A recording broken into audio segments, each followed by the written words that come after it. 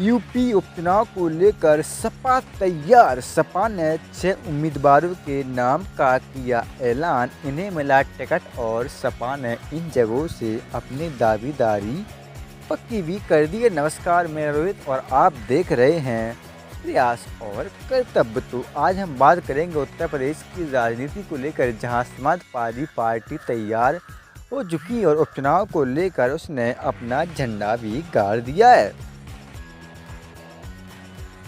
तो उत्तर प्रदेश में उपचुनाव का अभी ऐलान नहीं हुआ है, लेकिन इससे पहले ही सियासी पारा हाई हो चुका है। समाजवादी पार्टी ने 10 सीटों में से 6 सीटों पर अपने प्रत्याशियों के नाम का ऐलान भी कर दिया है।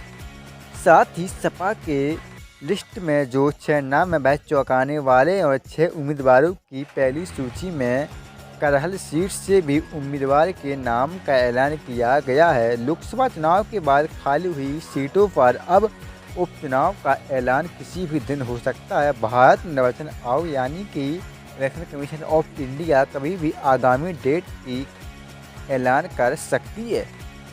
तो सपा ने जिन उम्मीदवारों के नाम का ऐलान किया है उसमें करहल से तेज प्रताप सिंह यादव, साथ ही सीसामऊ से नसीम सोलंकी और फूलपुर से मुस्तफ़ा सिद्दीकी, साथ ही फिलकीपुर से अजीत प्रसाद एवं कटहरी से शोभावती वर्मा और मंजुआ से ज्योति बिंद को उम्मीदवार बनाया गया है। तो वहीं कांग्रेस का दावा है कि हम गठबंधन करेंगे और 5 सीटों पर वह दावा करने की बात कांग्रेस पार्टी द्वारा की जा रही है। लेकिन इससे पहले सपा ने उम्मीदवारों का ऐलान कर दिया है, यानी कि देखा जाए तो अब कांग्रेस को इसकी डिमांड के अनुसार 5 सीटें मिलने की संभावना नहीं है। सूत्रों की माने तो सपा इस उपचुनाव के लिए कांग्रेस को 1-2 सीट देने का मन बना चुकी है। हालांकि अभी तक गठबंधन की तस्वीर पूरी तरह साफ नहीं हुई है, लेकिन सपा ने जिन सीटों पर उम्मीदवारों के नाम का ऐलान किया है उनमें से लगभग उसके ही सदस्यों के इस्तीफे सीटें खाली हुई हैं। यानी कि जिन सीटों पर अभी सपा ने अपने उम्मीदवारों को उतारा है उन सीटों पर उन्हीं के उम्मीदवारों ने इस्तीफा दिया, यानी कि उन्हीं के उम्मीदवारों की सीटें खाली हुई हैं।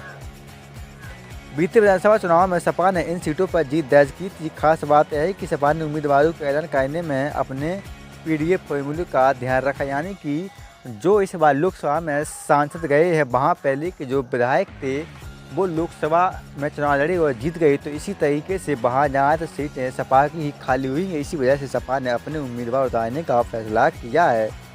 बीजेपी ने भी हर सीट पर अपने 3-3 उम्मीदवारों के नाम का जो पैनल है वह तैयार कर लिया है, जो कि समय आने पर जल्द ही वह पार्टी की हाईकमान से नाम सामने दिखाई दिए जाएंगे। तो क्या आप भी यूपी की सियासी को लेकर इंतजार कर रहे हैं और क्या सपा इस बार उपचुनाव में भी बीजेपी पार्टी को पटक देगी और सपा और कांग्रेस का गठबंधन इस बार हो पाएगा, और क्या विधानसभा के चुनाव में सपा और कांग्रेस किस तरह से तालमेल कर पाएगी और यूपी की सत्ता में अपने हाथ पैर पसार पाएंगे? तो प्लीज़ कमेंट बॉक्स खुला लिखते रहिएगा। जय हिंद, जय भारत।